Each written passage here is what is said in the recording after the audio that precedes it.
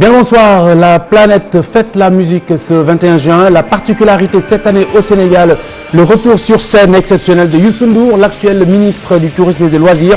C'est bien entendu le groupe Futur Média qui a diligenté l'organisation de ce concert qui se tient à l'heure actuelle, qui devrait commencer incessamment au 6S. Et puis l'Union européenne qui accompagne le gouvernement sénégalais dans sa démarche de sécurisation des frontières, près de 2 milliards de francs CFA d'aide dans le cadre de son programme dénommé Approche Sécurité Développement pour l'Afrique. Nous revenons ce soir sur le 11e congrès du syndicat autonome de l'enseignement supérieur. À côté des revendications, des problématiques constructives ont fait l'objet de débats. Dans l'entretien éclair, nous parlons naturellement musique ce soir avec le producteur Bouba Ndour, avec nous dans le dernier chapitre de cette présente édition.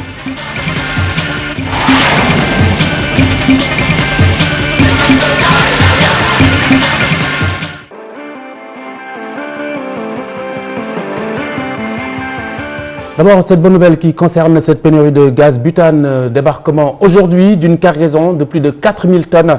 Le stock devrait pouvoir répondre à la demande. En attendant une porte de sortie, le ministre de l'Énergie annonce des dispositions en cours pour une solution dans les meilleurs délais.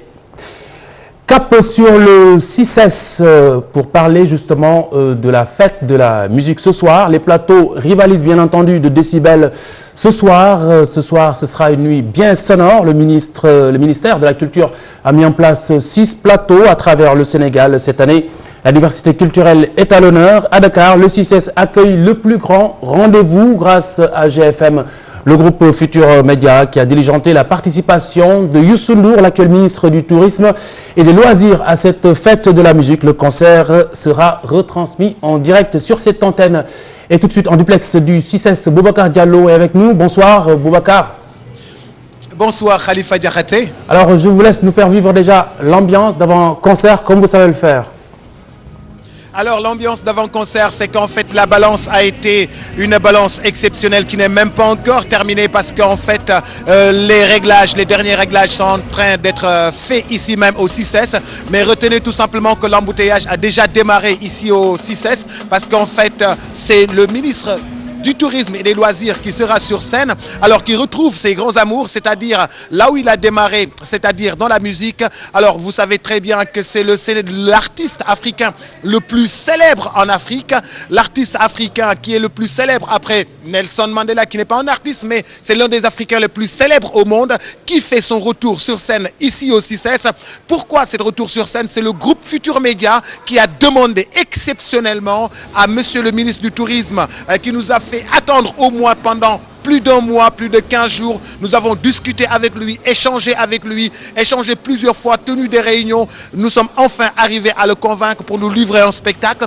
Vous dire tout simplement que ce sera un spectacle exceptionnel. Même un spectacle d'anthologie que vous allez voir tout à l'heure sur la télévision Futur Média. Il fallait le voir tout à l'heure à la balance sur scène, en compagnie de Mbaye Dièye Faye, très en verbe, en compagnie bien sûr de Pape Oumar Ngom, très en forme. En tout cas, tout le Super Étoile, ils sont tous là pour retrouver Youssou Ndour sur scène, pour servir aux téléspectateurs du groupe Futur Média un spectacle exceptionnel. Je suis le garant de ce spectacle, Khalifa Diakhaté, vous allez voir, ça va être un spectacle extraordinaire que nous réservons aux téléspectateurs de la TFM et aux auditeurs de la RFM.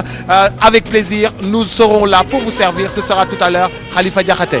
Je vous fais confiance, Boubacar Diallo. Merci beaucoup. On se retrouve donc après cette édition pour la retransmission en direct de ce concert Fête de la musique. Nous y restons. Cette fête populaire et gratuite, bien entendu. Amateurs et professionnels y trouvent leur compte, depuis 1982, date de son lancement en France. Une nuit bien sonore célébrée aujourd'hui dans plus d'une centaine de pays à travers le monde. Daniel Diouf.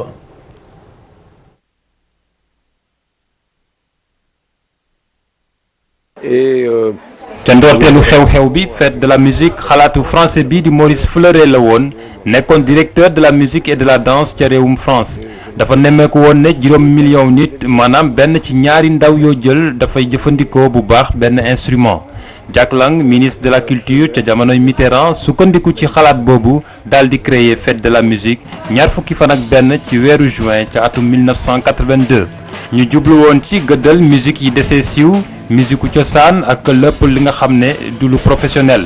ba muy door xew-xew baa ngi tuddoon fête de la musique maanaam def leen musique mu daal di mujj nekk fête de la musique fête gu ñu jagleel musique ca France musiciens professionnels yi amateurs yi mairie yi médias yi ak askan wi ci diiru at yu néew daal di def benn ci manifestation yu ëpp solo ca réew ma ñu tàmbale ko àggale ci 1985.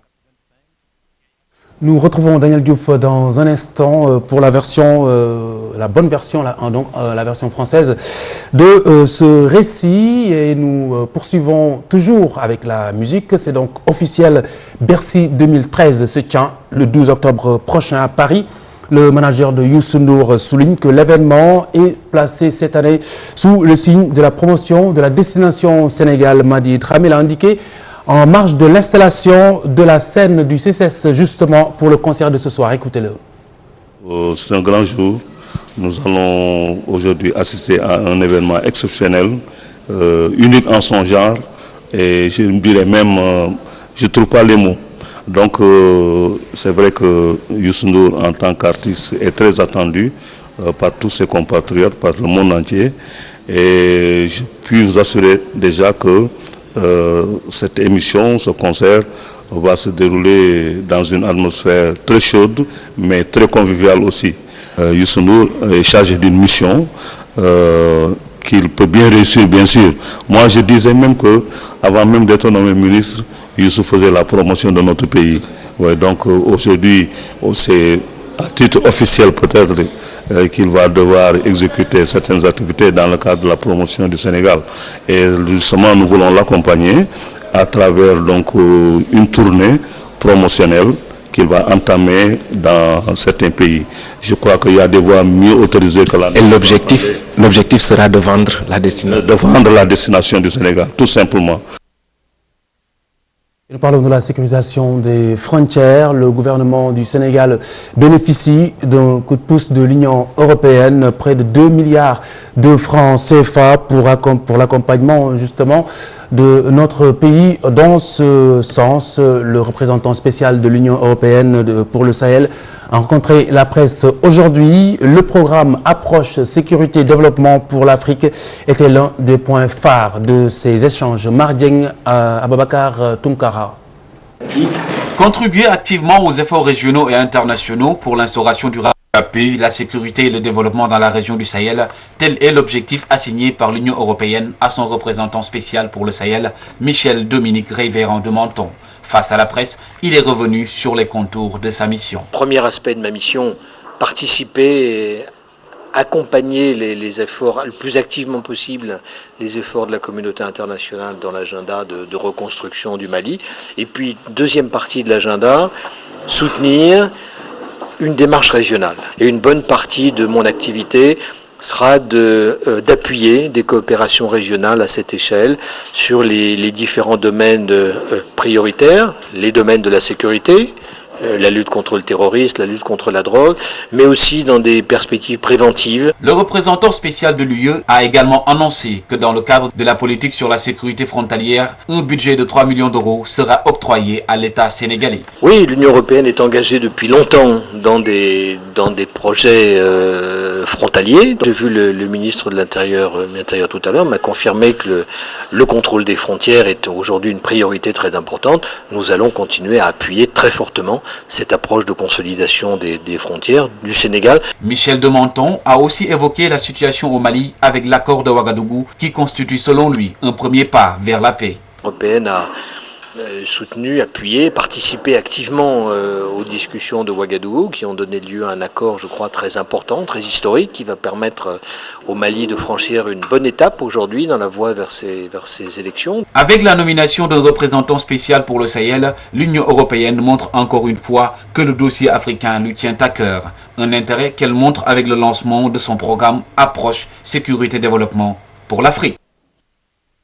Le 11e congrès du syndicat autonome de l'enseignement supérieur, à côté des revendications, cette fois des problématiques constructives ont été posées, notamment le rôle et la place des universités et des syndicats dans les refondations et les consolidations scientifiques, culturelles et économiques.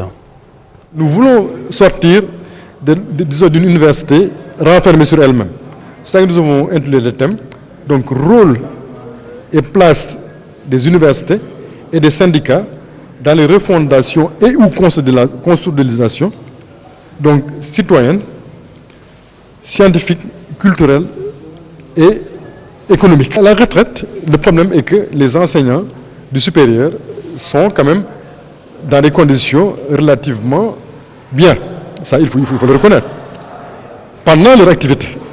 Mais il se trouve que beaucoup d'acquis que nous avons eu ces dernières années ont été traduites non pas en des indemnités donc arrimées sur le salaire, mais en des primes. Et des primes sur lesquelles on ne cotise pas sur la retraite, sur la pension de retraite, sur l'assiette.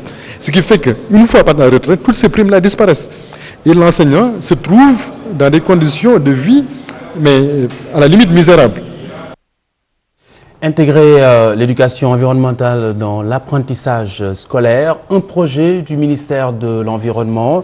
Des enseignants ont d'ailleurs pris part à une formation dans cette perspective. Écoutez.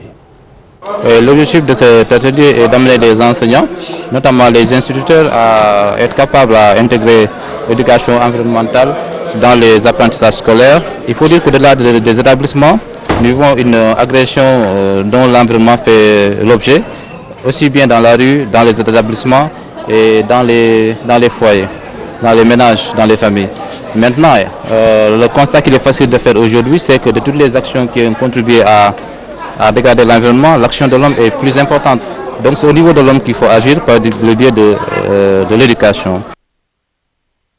Sangalkam, les populations de Darou Rahman s'insurgent contre des désagréments causés, selon eux, par la cohabitation avec une porcherie. Elles ont manifesté auparavant, elles ont remis un document aux autorités locales et elles ont été saisies pour leur demander la délocalisation pure et simple de ce site.